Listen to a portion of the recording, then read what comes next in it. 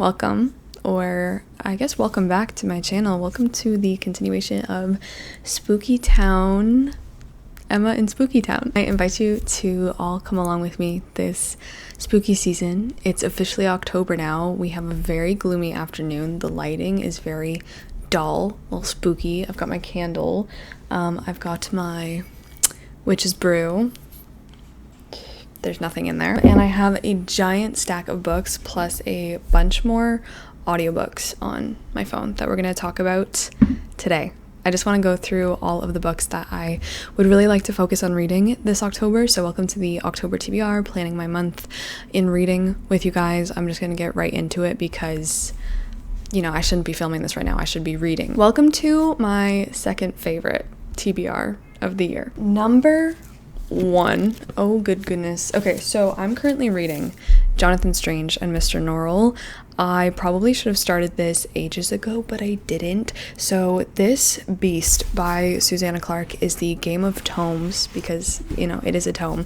This is the Game of Tomes pick for September and October. We wanted something a little bit magical, I don't know how dark in tone this is really going to be, but this is about two rival magicians in early 1800s England, I think during the time of the Napoleonic Wars, if I'm not mistaken. Is Napoleon in here? So we follow Jonathan Strange and then Mr. Norrell. So far I have only met Mr. Norrell because I'm only 18 pages through, but this is so good so far. Like, I'm only 18 pages in, but it is so, God, it's so good. Like, Susanna Clarke is just so in command of her craft. I can tell that she knows exactly what she's doing. I can tell that she knows exactly where this book is going. I can tell that she's thought of every last thing, and her writing is just very, like, she's just in command, you know? I feel like she sat down at her desk and she's like, okay, I know exactly what I'm going to write today. That's kind of what this book feels like. This is a very well put together novel, very much in the style of like Dickens, I want to say so far, which is fun. So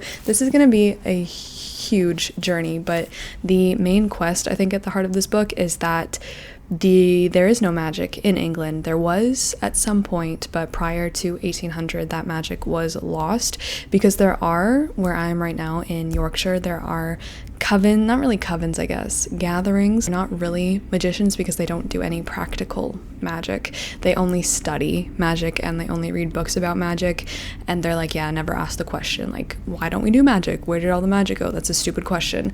But one day there comes this man who is like, no, I want to find out where the magic is. So apparently it's about the partnership between the two magicians. I think one is younger, one is older, and so they belong to very different upbringings, cultures, societies, attitudes, norms, and their partnership soon turns to rivalry. Also, there is a shadowy figure in here known as the Raven King, which I'm very interested in because I want to know if that has anything to do with like the Raven Boys and the Raven King in that series, if it's the same like Welsh mythology going on. I honestly don't know, but so far I'm having a grand old time. I'm listening to the audiobook version right now for this, which I am really enjoying. So that is number 1 priority on my October TBR is Jonathan Strange and Mr. Norrell. I'm so glad to finally take this off. I've had this on my shelves before I was here, okay, before I sat down here on this channel. For the other book club that I host, the World Tour Book Club over on Fable, my pick finally came in. I went and picked it up yesterday. I brought it home and she is here,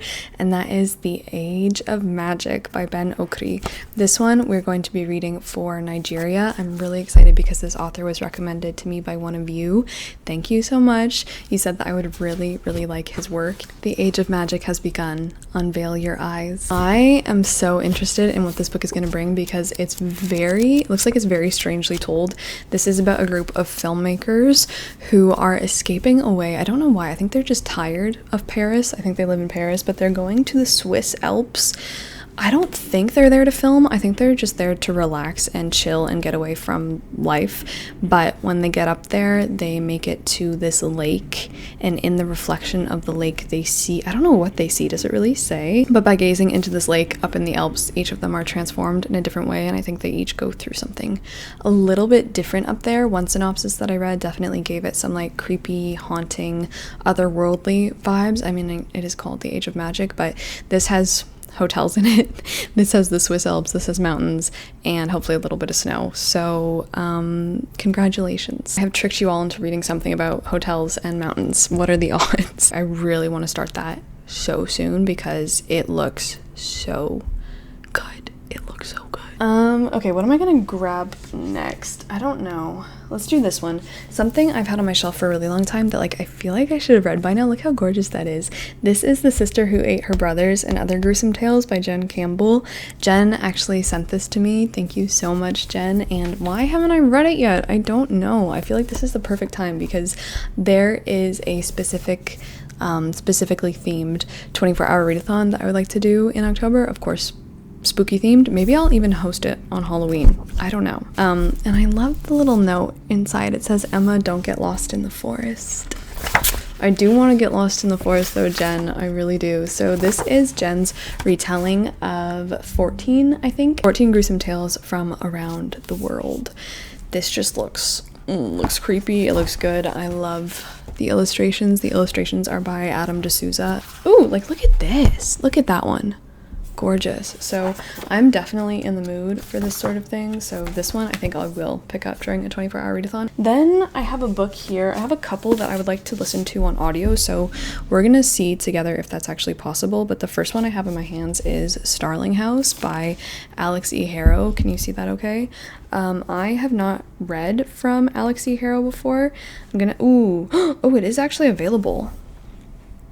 It's available right now. This book has everything you could possibly want this fall. A cursed town, a haunted house, a vivid and eerie setting, plus characters willing to risk everything.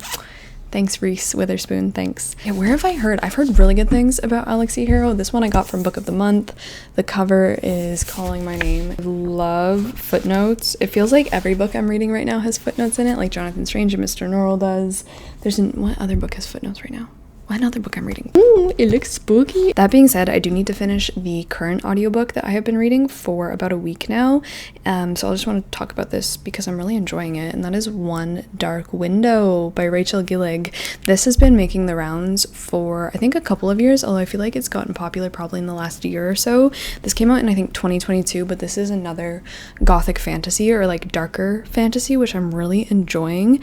I am 42% of the way through and I feel like at the beginning I was kind of not getting a good sense of what the world what's going on in the world because we follow this girl named oh my god, what's her name? They only ever call her Miss Spindle. Okay, anyway, Miss Spindle. Her name is Elspeth. She lives in Blunder, and Blunder is, I mean, they've made blunders there, okay? Their kingdom is surrounded by this mist that you can't really see into or out of, and like no one really goes into the mist because like what the hell are you gonna do in there? You're gonna get lost a little bit. But also in this world, there is this magical, well, I guess I don't really want to call it magical. There's a plague. There's a sickness going around, and if you catch that sickness, you will probably die. But if you don't die, if you're lucky enough to survive, there is the chance that you will gain magic powers of some sort. Like it's never really clear what you're gonna get once you get better. But if you survive the plague and you do happen to get these magical powers, guess what? The king is gonna want you dead because they don't want anyone with these powers, you know, out there because they just don't. That's not regulated. Elspeth is one of these people who caught the plague, got sick, got better. Her family hid her, and no one knew that she got sick, and so she is now better.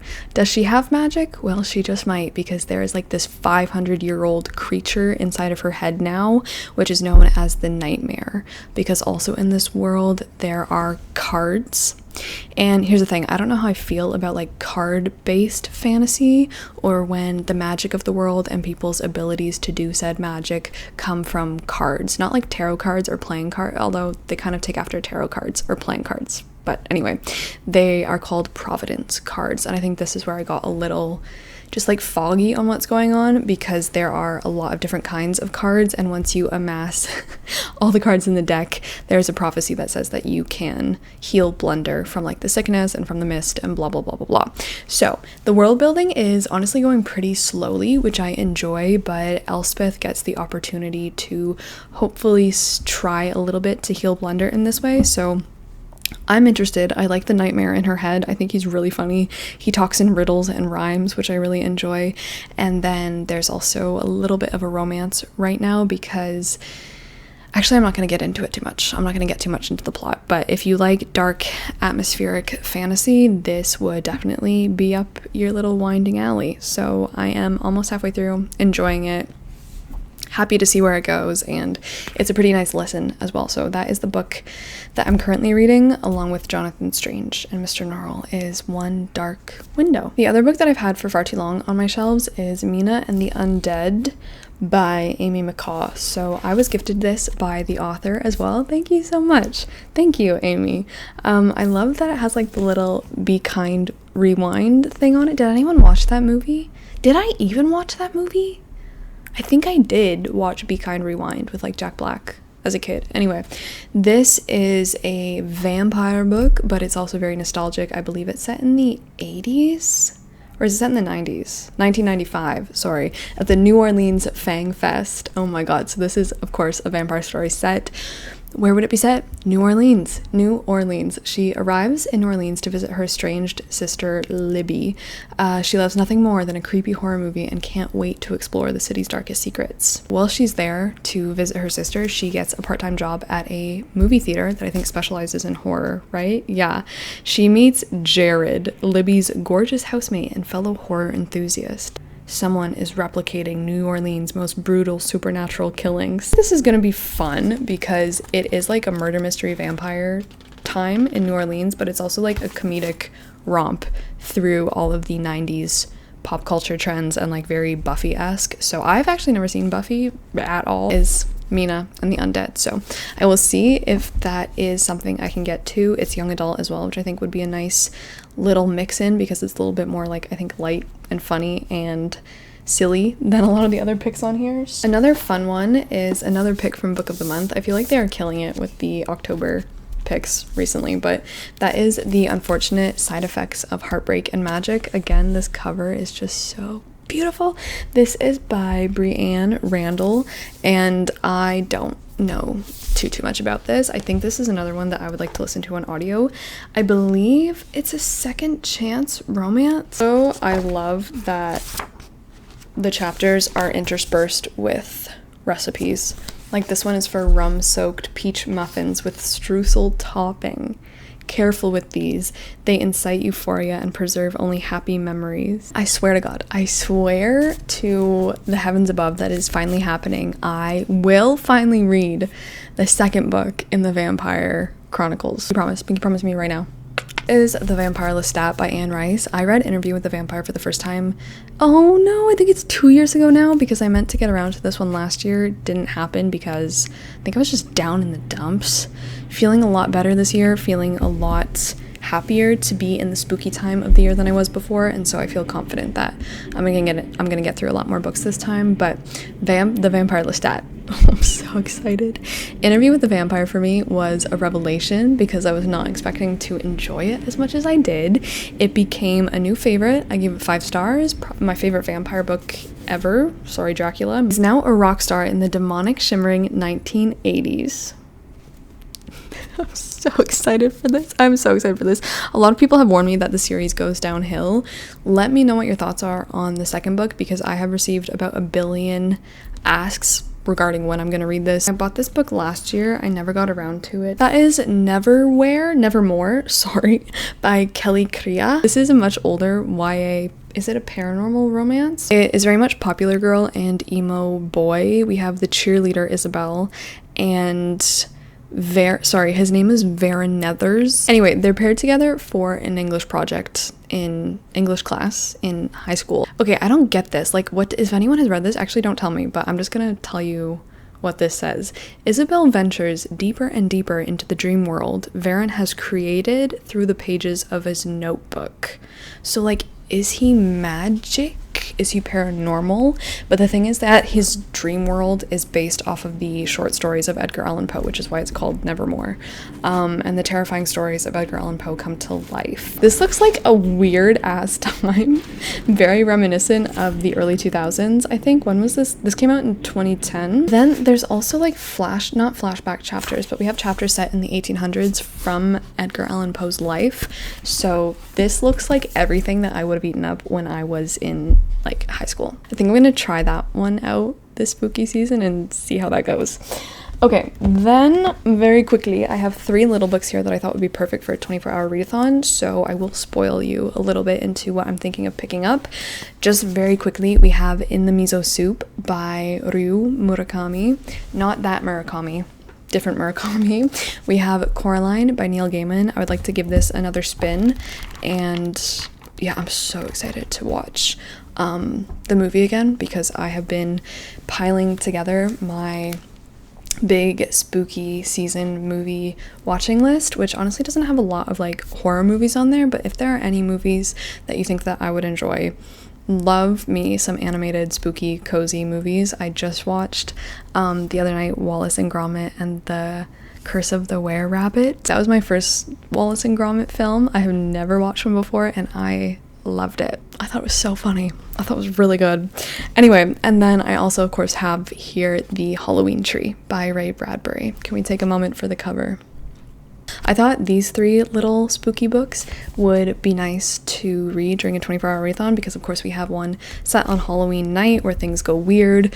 We have Coraline, which is spooky haunted house, and then In the Miso Soup is about a serial killer, I think, in Japan who preys on American tourists. So I just thought these would make for a really nice reading day altogether. And then I only have one more physical book here, and that is Alazzo by Darcy Little Badger. This is one of the most gorgeous covers I think I own. It's just absolutely stunning. This one I might save. Oh shoot, it's also that like really nice buttery, but this one I also might save for November, because it is, I think, in that period between like November, December. This is set in an alternate United States where it's been dramatically shaped by the magic, monsters, knowledge, and legends of its peoples, those indigenous and those not. Palazzo lives in the slightly stranger America. She can raise the ghosts of dead animals. Might save that for November. That looks like a good November pick too. I do have a couple of audiobooks in, so the other one that I currently have in my library ready to go is Lake's Edge by Lyndall, ooh, cool name, Lyndall Clipstone. And the cover speaks for itself, but this is another gothic fantasy about Violetta, who arrives at the haunted Lake's Edge estate. Apparently Rowan, I don't know if he's like the head of the house or if he lives there alone, he drowned his entire family when he was a boy. But neither the estate nor the monster are what they seem. There's also a sinister death god lurking in the black waters of the lake. This is either going to be so good or so bad. So quickly we have The Thursday Murder Club by Richard Osman. Heard really good things about that one. And we have What Moves the Dead by T. Kingfisher. I talked about that briefly a little bit ago. Really excited to read that one. And then I also put on The Witches by Roald Dahl because I've never read that. And I would really like to. I've only read Matilda. I've only ever read Matilda, so I thought The Witches would be perfect for October. So that is my TBR. Obviously, also let me know what your TBR is for October, what you're most excited to read.